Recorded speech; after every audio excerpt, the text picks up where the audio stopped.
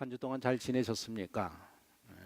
우리 옆에 분하고 잘 지내셨습니까? 한번 인사 좀.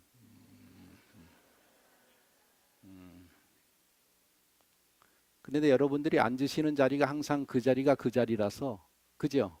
매주 인사하시는 분이 아마 그분들일 겁니다. 그러니까 좀 이제는 저기 찬양대는 저 뒤로 가고 저 뒤에 있는 분들이 앞에 오시고, 이렇게 좀 학생들도 여기 있지 말고 부모님하고 같이 좀 이렇게 앉아서 예배드리면 좋을 것 같습니다. 우리는 하나님이 맺어주신 만남에 대한 말씀을 나누고 있습니다. 오늘은 세 번째 시간으로 스승과의 만남에 대해 알아보고자 합니다. 스승과 제자의 만남하면 가장 먼저 생각나는 사람이 헬렌 켈러와 앤 설리번 선생님이 아닌가 생각이 듭니다. 우리가 잘 아는 이야기인데, 설리번 선생은 가난한 집에서 태어났습니다. 어머니가 어려서 죽었고 또 알코올 중독자인 아버지께 버림받았습니다. 하나뿐인 동생도 병으로 죽었습니다. 그리고 안질이 악화되어서 결국에는 실명을 하고 두 번이나 어린 나이에 자살을 시도했습니다. 이 설리반이 미국 보스턴 정신병원에 입원했을 때에 모든 닥터들이 다 포기했습니다. 어떻게 할 수 없는 아이다. 그런데 그 보스턴 호스피탈에 연세가 많은 간호사 한 분이 매일 이 설리번에게 과자를 들고 가면서 잘 있었니, 잘 잤니 하면서 그 설리번을 향한 사랑을 이렇게 쭉 이 나이 많은 간호사님께서 사랑을 쭉 쏟아 부어줬다라는 것입니다.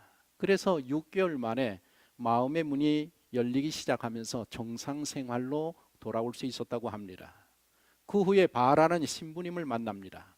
이 신부님을 만나게 돼서 보스턴 맹인 학교에 가서 6년 동안 공부를 하게 됩니다. 그래서 최우수 학생으로 졸업을 하게 됩니다. 그리고 이 설리반에 대한 이야기가 전해지면서 신문사의 도움을 받아서 개한 수술을 받아서 눈을 뜨게 되고 헬렌 켈러의 가정교사로 들어가서 48년 동안 생활을 하게 됩니다. 헬렌 켈러는 태어난 지 19개월 만에 이제 병으로 언어장애, 시각장애, 청각장애, 보지 못하고 듣지 못하고 말하는 어린아이가 됩니다. 그리고 설리반이 이 헬렌 켈러를 6살에 만나게 되어서 그 6살의 가정교사로 들어가면서 점자법을 가르치기 시작합니다. 모든 사람들이 이 아이는 정상적인 인생을 살 수 없다라고 이야기했습니다. 보지 못하고 듣지 못하고 말하지 못하기 때문에. 그러나 설리반 선생은 자기의 경험을 되살려서 포기하지 아니하고 어떻게 하든지 이 아이에게 공부를 시켜야 되겠다. 그래서 점자법을 가르쳐서 마침내 손으로 읽을 수 있는 아이가 되었습니다. 그리고 이 설리반 선생은 헬렌으로 하여금 말할 수 있도록 이 훈련을 시킵니다. 자기 후드에다가 헬렌의 손가락을 갖다 대면서 계속해서 진동을 느끼게 하면서 말을 하게 합니다. 물이라는 단어 하나를 말하게 하는 데에 7년이 걸렸다고 합니다. 그래서 결국에 이 설리반 선생을 만난 헬렌 켈러는 하버드 대학을 졸업하게 되고 여러 개의 박사 학위를 받게 됩니다. 히라보, 라틴어, 독일어, 불어까지 능통한 사람이 됩니다. 우리가 잘 아는 이야기 아닙니까? 만약에 이 설리반 선생님이 병원에서 자기를 사랑해주는 나이 많은 간호사를 만나지 못했다고 하면, 또 바라 신부님을 만나지 못했다고 하면 어떻게 됐겠습니까? 헬렌 켈러는 이 설리반 선생을 만나지 못했다고 하면 어떻게 되었겠습니까? 한 사람과의 만남이 우리의 인생을 완전히 변화시켜 줄 수 있다는 것입니다. 제가 영상 하나 보여드리겠습니다. 우리나라의 세계적으로 빌리 킴이라고 불리는 김장환 목사님의 세 아들이 다 목사인데 맏아들인 김요셉 목사님에 대한 이야기입니다. 여기 한번 영상 한 2분 정도 되는 영상입니다. 태어나서 초등학교 3학년 때까지는 한국 학교를 다녔죠. 초등학교 4학년이 돼서 안식년으로 미국을 갑니다. 선교관이 있는 교회, 그 학교를 다니게 된 거예요. 나는 이제 ABCD도 제대로 모르는 저인데 첫날 첫 수업이 어려운 단어들을 스펠링을 복습하는 시간이었어요. 다음 단어를 읽기 전에 선생님이 다음 아이를 보는데 저를 보신 거예요. 그리고는 저를 보시더니 카드를 내려놓으세요. 요셉아, Can you come forward? 앞으로 나오라는 거예요. 얼굴이 빨개져서 나오는데 선생님이 저더러 칠판에 백묵을 잡으래요. 애들은 말로 하는 나더러 쓰라는 거예요. 이 사람 진짜 잔인하구나. 나를 이렇게 칠판을 향해 등을 돌리는 순간 선생님이 아이들한테 설명하는 거예요. 너희들한테 얘기해줬지. 요셉이는 한국에서 온 MK야. 선교사 자녀야. 근데 요셉이는 미국말로 공부하지 않고 한국말로 공부했거든. 그래서 이 스펠링 시간에 선생님이 요셉이한테 다른 스펠링을 할 기회를 주려고 그래. 그러면서 미스 샤프가 저한테 그러는 Can you write my name in Korean? 한국말로 선생님 이름을 쓰라는 거예요. 샤프 선생님 이름을. 여러분들 그때가 우리 샤프 나왔을 때거든요. 샤프는 잘 써요. 그래서 샤프 해가지고 칠판에 썼어요. 그냥 금방 쓰고 딱 돌아섰는데 학급에 난리가 난 거예요. 얘네들은요, 내가 무슨 이집트 하이어그래픽을 쓴 무슨 고고학자인 줄 아는 거예요. 그러면서 남자 용감애가 손을 들어요. 그랬더니 미스 샤프가 Yes, Tommy. 그랬더니 Do you think he can write my name in Korean too? 내 이름도 한국말로 쓸 수 있을까요? 아이, 타미는 쉽죠. 타미. 미스 샤프는 저에게 굉장히 중요한 교훈을 주셨어요. 웬만한 선생님 같으면 전학원 영어 잘 못하는 아이는 문제 아동이고요. 진도 나가는데 장애를 끼치는 아이로 굉장히 싫어해서 아무도 안 받으려고 했을 거예요. 근데 미스 샤프는 저를 보셨어요. 얘가 뭘 못하는가? 얘가 무슨 말썽을 부리는가? 얘는 무슨 문제가 있을까? 그걸 본 게 아니라 제 안에 깊숙이 있는 나의 정체성이 선생님의 정체성하고 만난 거예요. 나를 보시는 선생님의 관심은 진도가 아니었어요. 나의 존재가 더 중요하셨어요. 그분한테는. 저를 꿰뚫어 보실 수 아는, 그렇지만 저를 사랑하시는, 나의 못하는 것도 아셨어요. 근데 나의 잠재력을 더 잘 알고 계셨어요.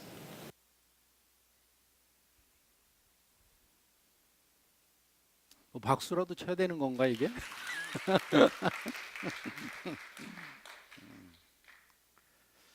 이렇게 좋은 스승을 만나는 일은 인생이 바뀌는 일입니다. 그런데 감사하게도 하나님은 우리에게 좋은 스승을 보내주시고 만나게 하신다라는 것입니다.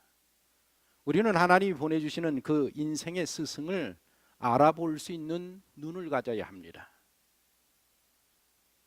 지난주일 배우자와의 만남에 대해서 이야기를 나누면서 제가 피천득 교수님의 글을 소개했었습니다. 이런 글입니다. 어리석은 사람은 인연을 만나도 인연인 줄 알지 못하고 보통 사람은 인연인 줄 알아도 그것을 살리지 못하며 현명한 사람은 옷자락만 스쳐도 인연을 살릴 줄 안다.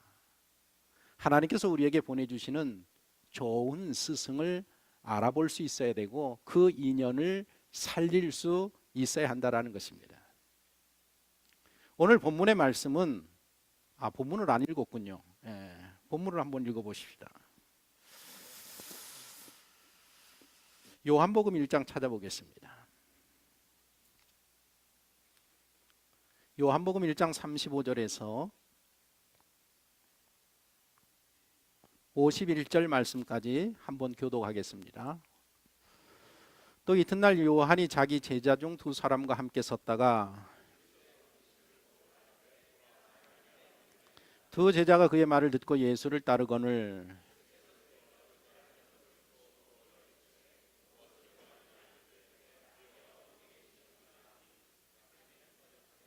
예수께서 이르시되 와서 보라. 그러므로 그들이 가서 계신 데를 보고 그날 함께 거하니 때가 10시쯤 되었더라.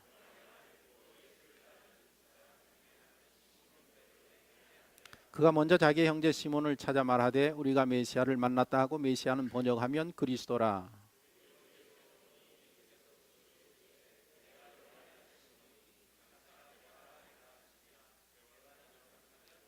이튿날 예수께서 갈릴리로 나가려 하시다가 빌립을 만나 이르시되 나를 따르라 하시니 빌립이 나다나엘을 찾아 이르되 모세가 율법에 기록하였고 여러 선지자가 기록한 그 일을 우리가 만났으니 요셉의 아들 나사렛 예수니라.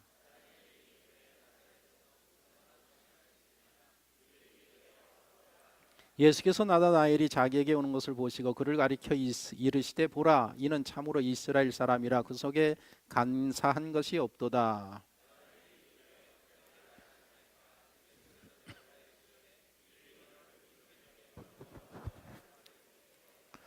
나다나엘이 대답하되 랍비여 당신은 하나님의 아들이시요 당신은 이스라엘의 임금이로소이다.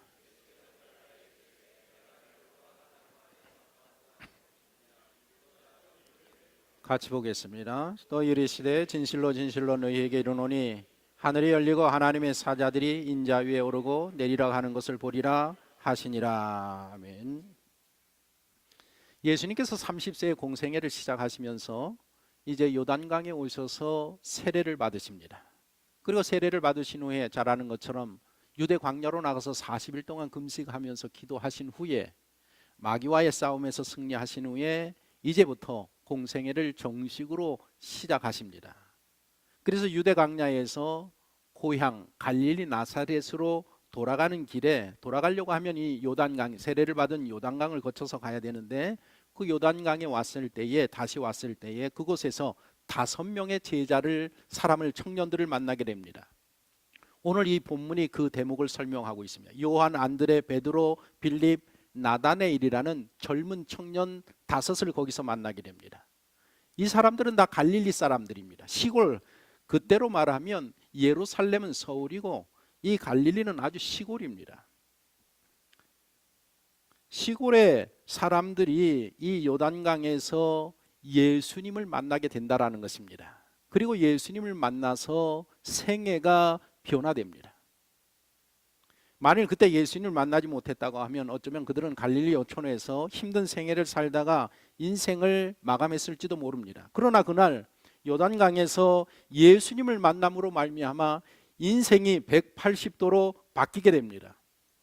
요한이라는 이 젊은이는 예수님의 제자들 가운데 가장 어린 제자였었습니다. 그래서 예수님의 그 특별한 사랑을 받았습니다. 그런데 이 요한의 성격을 보면 굉장히 불같은 성격, 어떻게 좋게 표현하면 용감한 성격, 그러나 성질이 굉장히 급한 성격이었었습니다. 그래서 예수님께서 우레의 아들이라는 별명을 붙여주시기도 했습니다. 자기 절제가 안 되고 감정 컨트롤이 잘 안 되는 그런 청년이었었습니다. 아마 어쩌면 보이지 아니한 내면 깊은 곳에 상처가 있었는지도 모르겠습니다. 그런 요한이 예수님을 만나서 예수님과 함께 시간을 보내면서 사람이 변화되기 시작합니다. 그래서 그가 죽을 때에는 말년에는 사랑의 사도가 됩니다. 굉장히 위대한 일들을 감당하며 세상을 변화시키는 그런 지도자가 됐을 뿐만 아니라 요한을 건드리기만 하면 그의 입술 가운데서 사랑하라 사랑하는 그런 말이 나오는 그런 사람으로 완전히 변화됩니다. 베드로의 동생이었던 안드레는 어떤가? 예수님을 만난 그날 이 안드레는 오후 내내 예수님과 함께 시간을 보냅니다. 이 안드레의 성품은 굉장히 온유하고 사람들을 서로 연결시켜주는 매치메이커의 그런 성품을 가지고 있었습니다. 그래서 가장 먼저 자기 형 베드로를 예수님과 매치해주고 오병이어 기적 때에 어린아이를 데리고 와서 예수님과 매치해주고 이방 사람 헬라 사람들이 예수님을 찾아왔을 때 그 사람들을 데리고 예수님과 매치메이커 해준 사람이 누군가? 안드레입니다. 안드레는 예수님을 만나서 세상을 변화시킨 지도자가 됩니다. 전승에 따르면 안드레는 그리스에 가서 선교를 하다가 거기서 X자 십자가에 달려서 순교했다라고 전해지고 있습니다. 그의 유골이 1세기에 스코틀랜드로 이장이 되어서 그 후에 스코틀랜드의 수호신이 되었다라고 전해지고 있습니다. 안드레 형 베드로는 어떻습니까? 동생의 소개로 예수님을 만났습니다. 베드로의 성격은 굉장히 다혈질입니다. 그러나 늘 자신의 부족함을 인정하는 겸손한 성격도 가지고 있었습니다. 베드로가 만일 그날 요단강가에서 예수님을 만나지 못했다고 하면 갈릴리 어촌에서 거친 삶을 살면서 어부로서의 가난한 인생을 살다가 생을 마감했을 것입니다. 그러나 그는 예수님을 만남으로 말미암아 그의 이름이 세계에 남는 그런 사람이 되었습니다. 로마 바티칸 성당을 가보십시오. 어마어마합니다. 그런데 그것을 성 베드로 성당이라고 부를 정도로 그의 이름이 남아있다라는 것입니다. 빌립이라는 청년은 이성주의자였었고 경험을 굉장히 중요하게 여기는 그런 사람입니다. 굉장히 신중한 성격의 소유자였었습니다. 벌써 예수님을 만나기 전에 빌립이라는 청년은 구약 성경에 대해서 해박한 지식을 가지고 있었습니다. 그래서 나다나엘 자기의 친구에게 예수님을 소개할 때 뭐라고 소개하는가 하면 오늘 본문 45절에 보면 모세가 율법에 기록하였고 여러 선지자가 기록한 그 일을 우리가 만났으니 예수님을 소개하는데 예수님이 어떤 분이시냐, 성경에서 이렇게 하신 그분이 바로 예수님이라고 소개할 정도로 성경에 대한 해박한 지식을 가지고 있었습니다. 경험주의자답게 나다나엘이 우습게 여기니까 와서 보라, 와서 직접 만나보면 알 거 아니냐. 이 빌립도 예수님을 만나서 세상을 변화시키는 지도자가 되었습니다. 빌립의 절친 나다나엘, 다른 성경에는 바돌로메라는 이름으로 나오고 있습니다. 이 청년은 철학자와 같은 청년이었었습니다. 그늘 좋은 무화과 나무 밑에 자리를 깔고 돌을 닦는 그런 유의 사람입니다. 빌립이 현실주의자였다고 하면 이 나다나엘은 이상주의자라고 할 수 있습니다. 이 빌립도 이 나다나엘도 예수님의 제자가 되어서 세상에 큰 영향력을 미치는 그런 사람이 되었습니다. 이 다섯 청년들이 다 예수님을 만나고 세상을 변화시키는, 세상에 큰 영향력을 미치는 지도자가 되었다라는 것입니다. 만일 예수님을 만나지 못했다고 하면 이들이 어떻게 되었겠습니까? 저 갈릴리 촌구석에서 이름 없이 그 어려운 인생을 살아가면서 가난 속에서 인생을 마무리하고 말았을 것입니다. 요즘 스승이라는 말보다는 멘토라는 말을 더 많이 씁니다. 우리 젊은 청년들은 익숙할 겁니다. 한번 따라해 보십시다. 멘토라고 합니다. 스승을 멘토라고 한단 말입니다. 이 멘토라는 말이 어떻게 나오게 되는가 하면 그리스 신화의 멘토르라는 사람에게서 이 멘토라는 이름이 나오게 됐습니다. 우리가 잘 아는 오디세우스, 그리스 신화에 나오는 영웅이면서 이타카의 왕이었었습니다. 이 오디세우스가 아내가 페넬로페인데 페넬로페와 결혼을 해서 아들을 낳는데 텔레마코스라는 아들을 낳습니다. 그리고 행복하게 살 때에 트로이 전쟁이 일어납니다.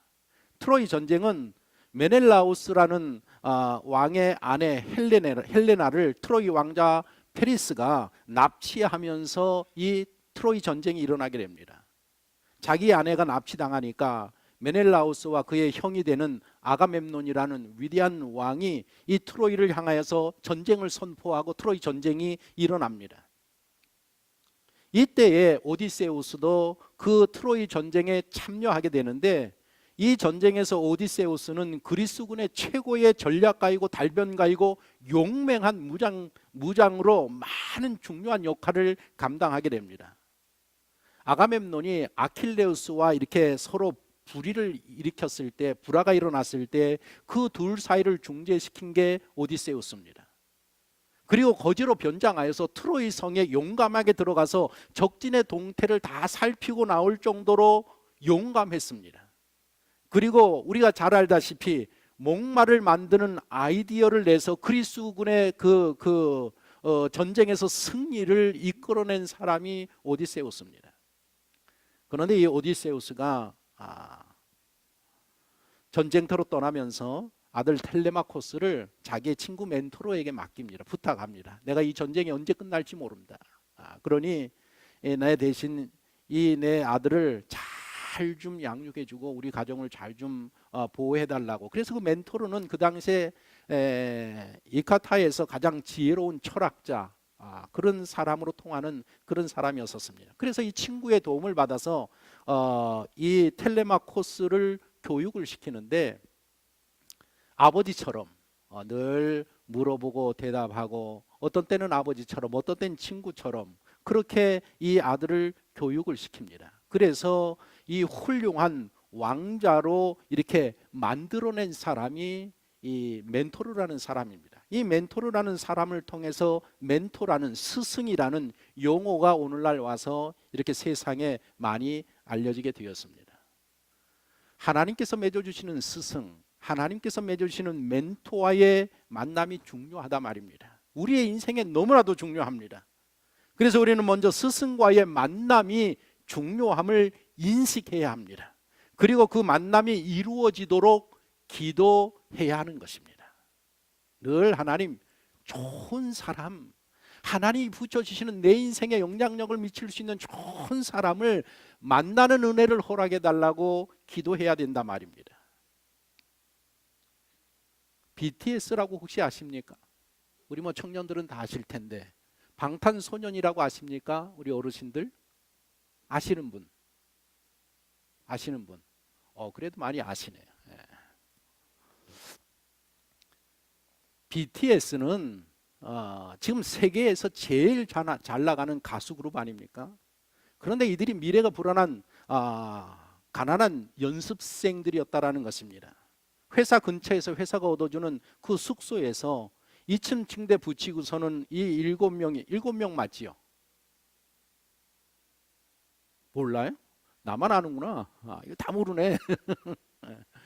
그 2층 침대 놓고 거기 그 좁은 데에서 북적북적이면서 살았단 말입니다. 누구 생일을 당하면 생일 축하 파티하기 위해서 상 하나 펼쳐놓고 둘러 앉으면 방이 꽉 찰 정도로 그런 데에 살면서 하루에 15시간씩 3년을 연습을 했다라는 것입니다. 그러면서도 하루에 15시간 3년 동안 그렇게 그 연습을 하면서도 우리가 과연 데뷔할 수 있을까? 그러다가 마침내 데뷔를 했습니다. 1년 4개월, 데뷔해서 1년 4개월 만에 처음으로 2,000명 앞에서 콘서트를 열었다라는 것입니다. 그때가 2013년 6월입니다. 그랬던 그들이 세계 투어를 하고 오는 6월에 영국 웸블리 스타디움에서 그 무대에 섭니다. 최대 9만 명이 모이는 관객을 수용할 수 있는 웸블리는 모든 가수들이 서보고 싶은 꿈의 무대입니다.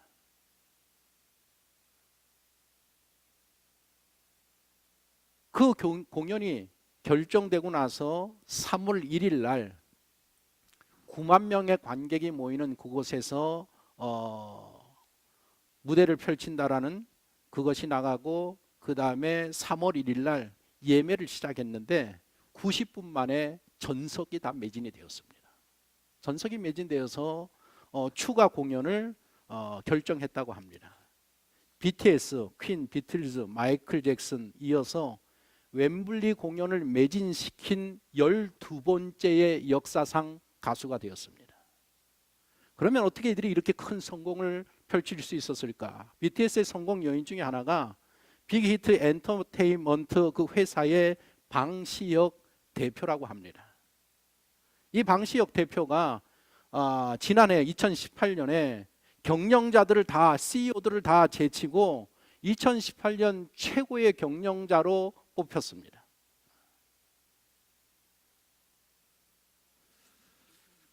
제가 고민을 많이 했습니다. BTS를 모를 텐데, 내가 아무리 얘기를 해도 모를 텐데 음악을 이걸 잠깐 틀어줘도 될까 안 될까 고민을 했는데 잠깐만 한번 들어보겠습니다. 됩니까?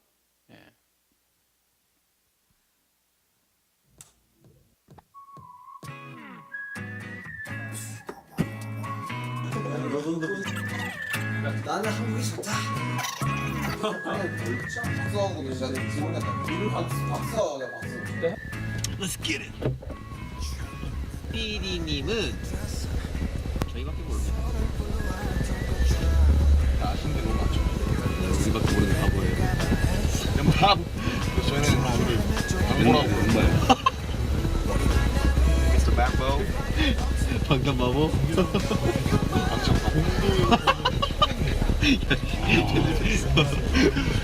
저희밖에 모르는 이제 방송. 네, 안녕하십니까. 안녕하십니까. 머리 기억이 나셨네요. 비님 7년 더 젊어지신 것 같아요. 좋아. 기분이 지금 커피 뱅이라고. 네, 커피 뱅. 이렇게 자르신다. 비님 7년 젊어지셨는데? 거기까지 끊어주시고요.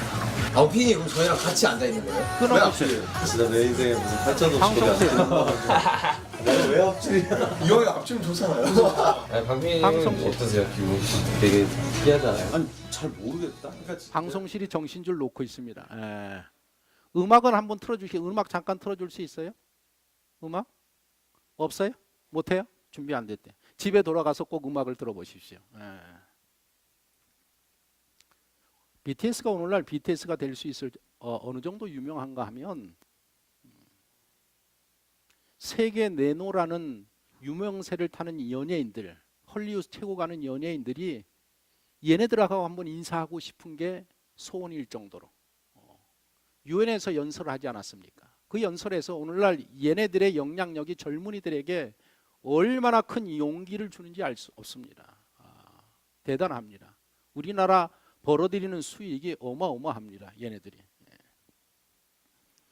아까도 얘기했듯이 우리 방시혁 대표는 우리밖에 모른다라는 그런 이야기를 하지 않습니까? 아이돌 기획사들이 멤버를 이제 관리하고 통제하고 상품으로 생각을 하는데 이 방시혁 대표는 그러지 않는단 말입니다. 얘네들을 만나가지고 걔네들에게 자유를 주고 그 속에 있는 그 어빌리티, 자기의 그 가능성들을 다 끌어낼 수 있도록 만들어주는 그런 스승을 만났단 말입니다. 멘토를 만났단 말입니다.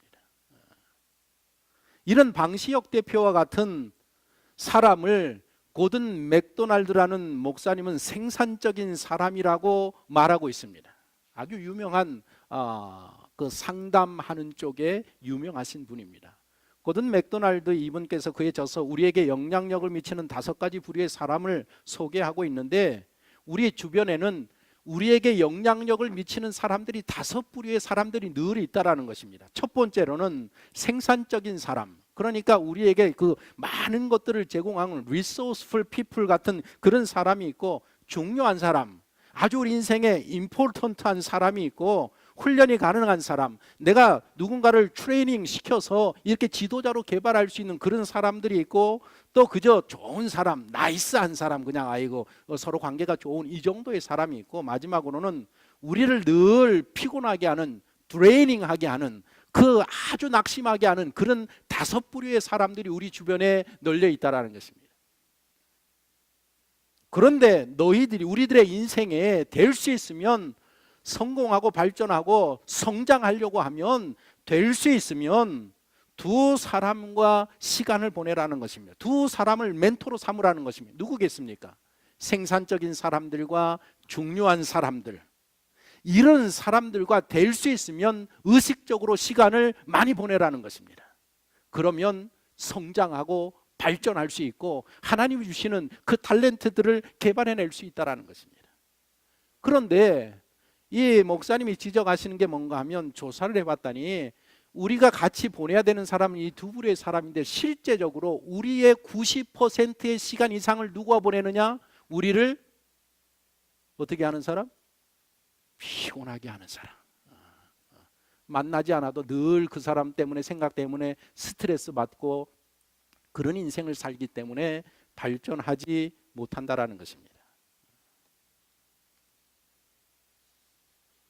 당신 주변에는 많은 사람들이 있습니다. 당신 주변에 생산적인 사람이 누구입니까? 당신 주변에 당신에게 중요한 사람이 누구입니까? 그 사람을 알아볼 수 있어야 되고, 그 사람과 의도적으로 접근해서 그 사람과의 만남을 통해서 인생이 성장하라는 것입니다.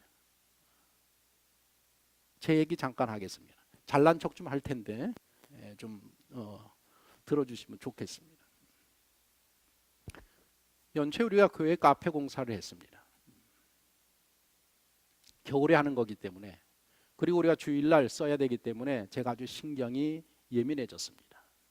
그래서 카페 공사하시는 분들과 만나서 2주 안에 무조건 끝내야 됩니다.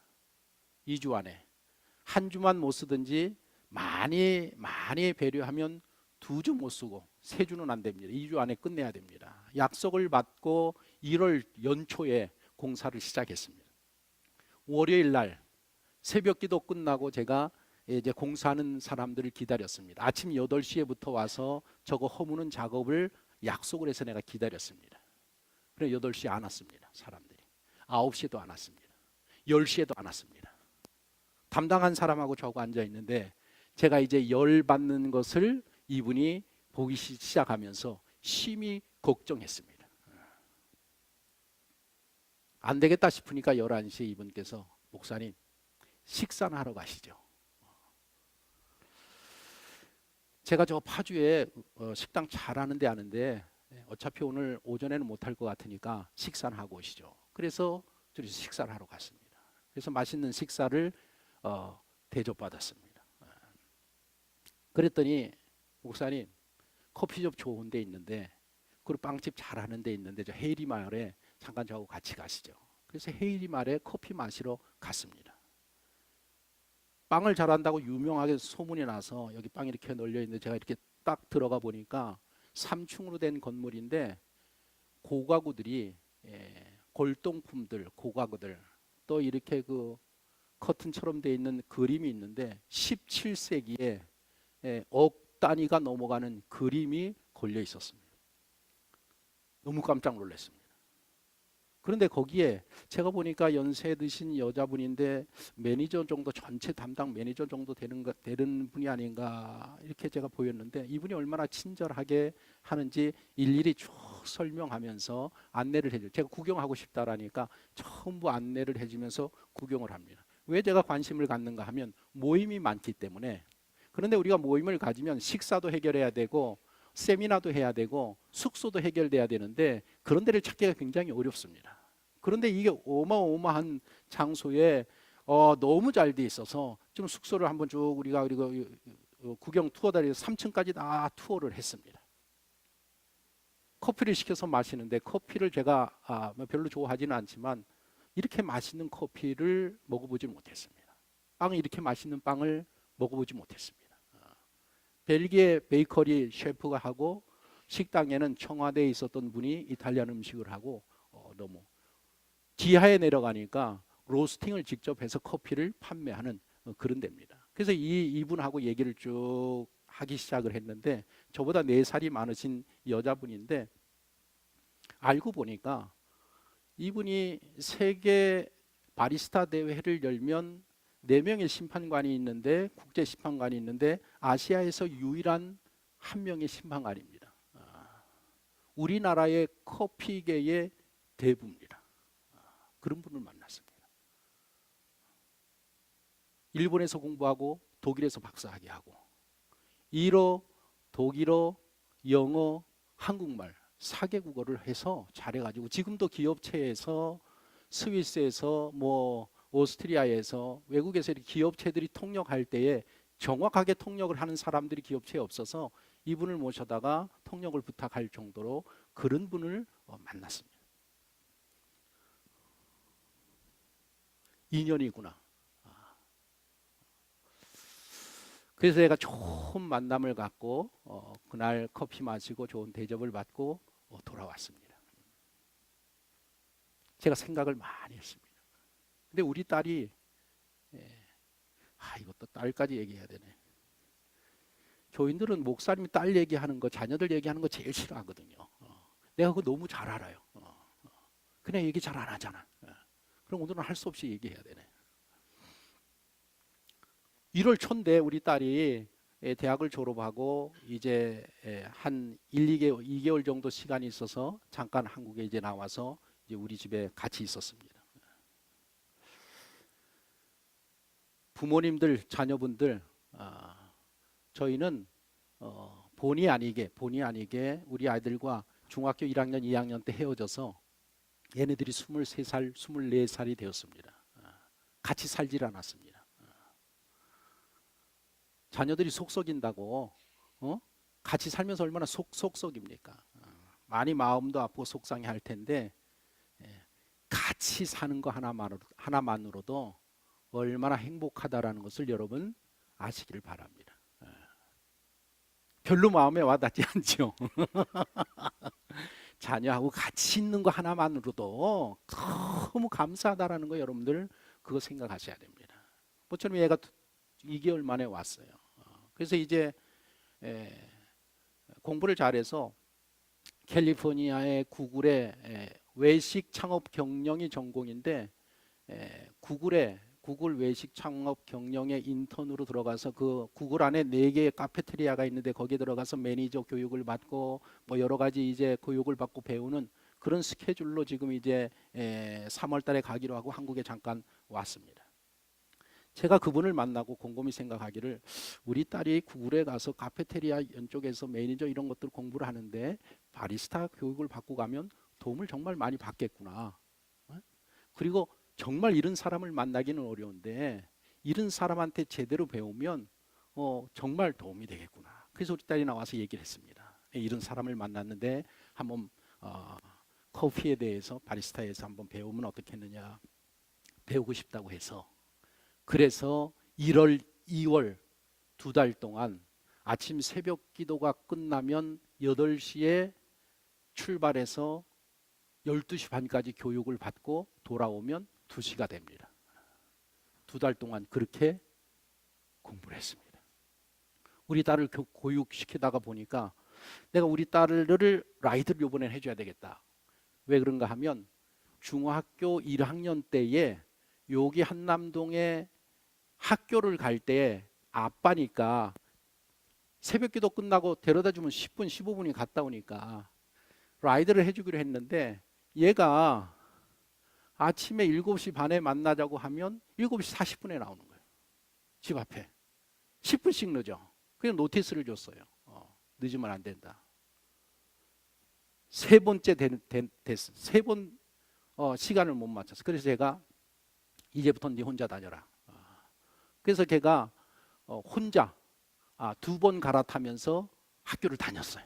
안 데려다 줬어. 그게 내가 후회가 되더라고. 마음이 아프더라고.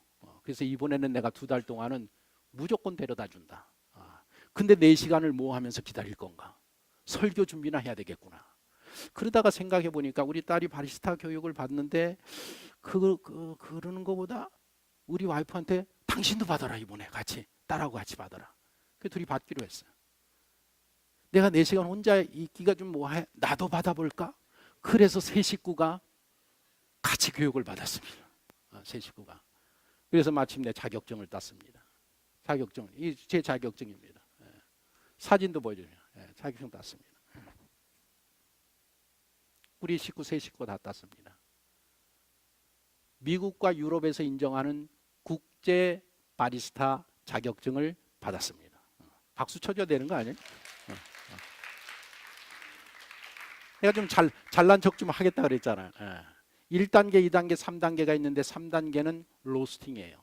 커피의 꽃은 로스팅이에요. 로스팅은 1년을 배워야 돼요. 근데 이사님이 다른 사람들은 안 가르쳐 주는데 이게 우리만 처음 배운 거예요. 가르쳐 주지 않는 거예요. 목사님이 언제라도 배우겠다고 하면 제가 로스팅까지 꼭 책임지겠습니다. 제가 어느 날 갑자기 로스팅을 또 배우러 다닐지도 모릅니다. 왜 이 이야기를 하는가 하면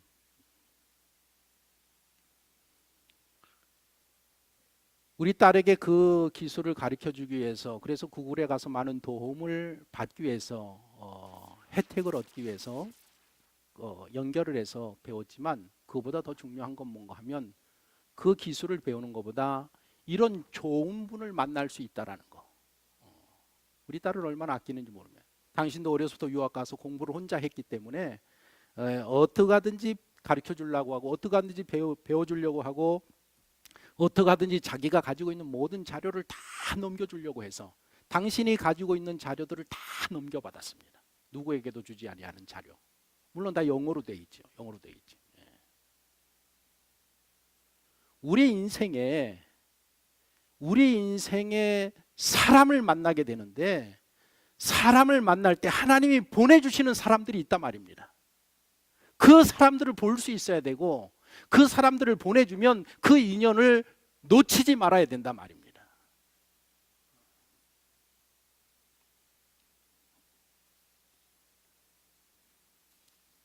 예일 대학의 레빈슨 교수가 남성의 삶의 계절이라는 그 책에서 이 멘토링이 벌써 우리나라에서 멘토링이 하는데 벌써 40년, 50년 전에 유행했던 그런 학문이고 이미 다 지나간 것들입니다. 그런데 이 교수님께서 무슨 이야기를 했는가 하면 이런 이야기를 했습니다. 같이 한번 읽어보시겠습니다. 성인 시기로